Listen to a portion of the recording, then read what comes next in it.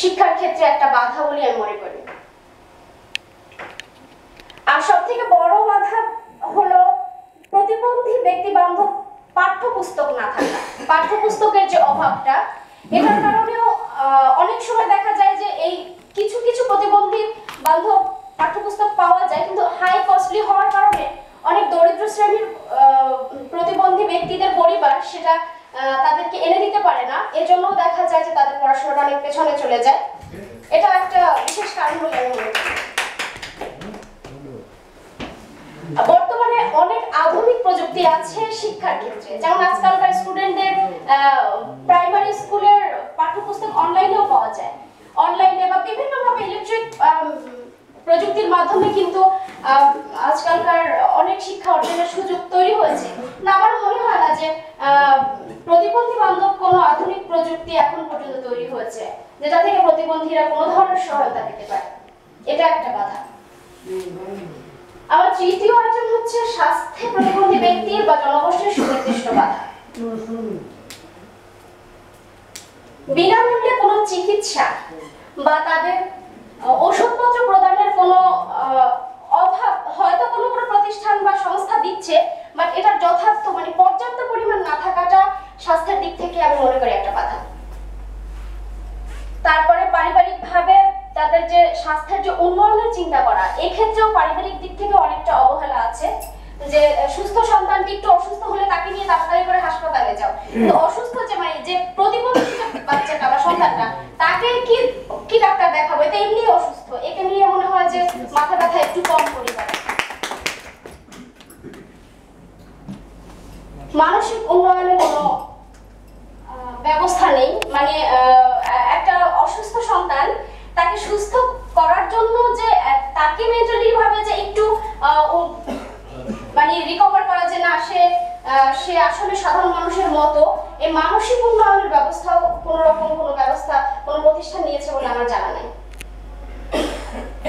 আর আরেকটা বিষয় হচ্ছে বিশেষ সাহিত্য কোনো চিকিৎসার ব্যবস্থা করা হয়নি। থ্যাংক ইউ, আমি আর পারবো না।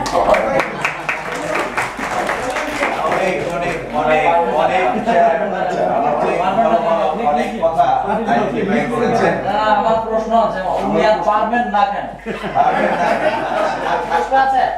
না, অবশ্যই পারবেন, আপনি বলে দেখেন, অবশ্যই পারবেন। হ্যাঁ, কার কে প্রশ্ন আছে? আপনার দৃষ্টি আকর্ষণ করছে। জি বলেন, কি প্রশ্ন? আমার প্রতিপক্ষ গ্রুপ বক্তা আপনাকে প্রথমে জানাই আন্তরিক অভিনন্দন, শুভেচ্ছা। উনি একজন ভালো উপস্থাপক এবং ভালো বক্তা। অভিযোগটা হলো আপনারা নির্দিষ্ট করে দিয়েছেন, এটা একটা বিতর্ক। আমার দৃষ্টিতে আমরা স্কুল জীবনে অনেক বিতর্ক অংশ নিয়েছিলাম। আমি ব্যক্তিগতভাবে অনেক বিতর্ক শুনেছি।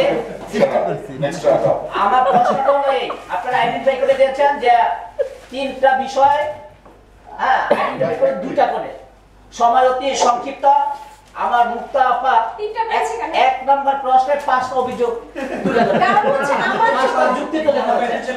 দ্বিতীয় প্রশ্নে 5টা দিক তুলে ধরে বক্তব্য রেখেছেন। 15টা, 3টা প্রশ্ন উত্তর হলো 15টা। এত অল্প সময়ে হ্যাঁ আমরা এটা করতে পারিনি। আমরা 3টা প্রশ্নের মধ্যে 5টা অ্যানসার দিয়েছি।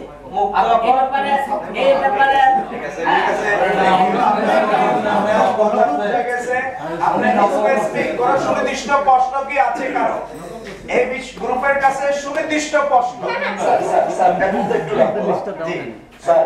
জীবন 1 সেকেন্ড কথা বলতে যে 1 মিনিট 4 সেকেন্ড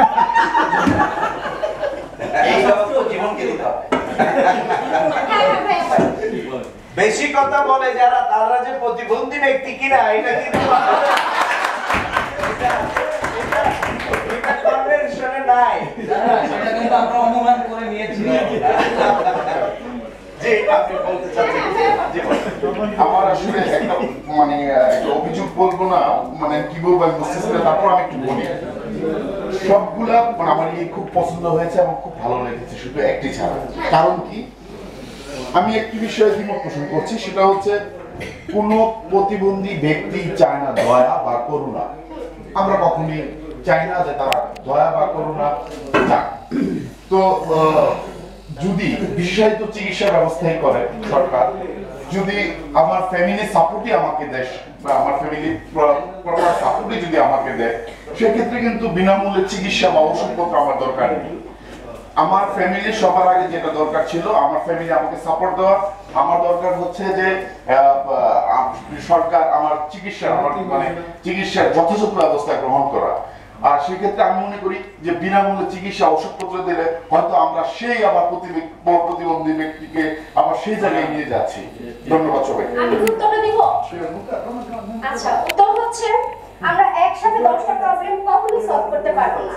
আমরা সবসময় একটা রুলের মধ্য দিয়ে আস্তে আস্তে এগোবো, এটাই হচ্ছে নিয়ম। সেক্ষেত্রে যদি পারিবারিক প্রবলেমগুলো সলভ হয়ে যায়, দেন আমি শিক্ষা ক্ষেত্রে, স্বাস্থ্য খাতের প্রবলেমগুলো সলভের চিন্তা করব। যেখানে আমার পরিবারের সন্তানটাকে অবহেলা করছে, সেখানে তাকে যথাযথ ব্যবস্থা যদি পরিবার নেয়, তাহলে বিনামূল্যে চিকিৎসার কি দরকার কথাটা আসবে। এখন পর্যন্ত পরিবার সুনির্দিষ্টভাবে বা মানে পরিপূর্ণভাবে প্রতিবন্ধী সন্তানটাকে রক্ষণাবেক্ষণ করছে না। আপনি কি মনে করেন যে পরিবারের মানে চেয়ে সবার আগে বিনামূল্যে দেওয়াটা ইম্পর্টেন্ট? সবার আগে বলা হয় পরিবার যেখানে অবহেলা করছে, এটা যেহেতু একটা পয়েন্ট, সেক্ষেত্রে বিনামূল্যে আসতেই পারে। যদি এখানে কি আমি এখন প্রতিবন্ধী ব্যক্তির চেয়ে আলাদা হয়ে গেলাম না? আমার জন্য তো হলো না। আবার আমি বোধহয় আপনাকে তাহলে কি বুঝাতে এটা পারিনি। করতে হচ্ছে না? আমি আমার সহকর্মীর সাথে একটু যোগ করতে চাচ্ছি মুদ্রা আপনার কাছে, সেটা হচ্ছে যে আপনি বলেছেন যে বিশেষায়িত চিকিৎসা বা অনেক ধরনের ফ্যাসিলিটিজের কথা। এবার আপনি পরিবার কেন্দ্রিক কেন দেখলেন এই সমস্যাটা? এটা তো একটা রাষ্ট্রীয় সমস্যা, একটা সাংবিধানিক সমস্যা।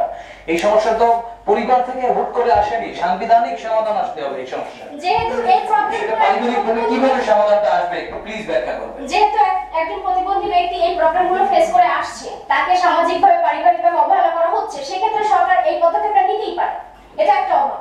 সেটা তো রাষ্ট্রীয় উদ্যোগ, সেটা পারিবারিক উদ্যোগ। পারিবারিকের কথা কিন্তু নাই। আপনি বলছেন যে পরিবার থেকে অবহেলিত হওয়া। সেটা কিন্তু পারিবারিক না। আচ্ছা ওইটা তাকে আমরা প্লিজ আমরা একটা প্রশ্ন করতে চাই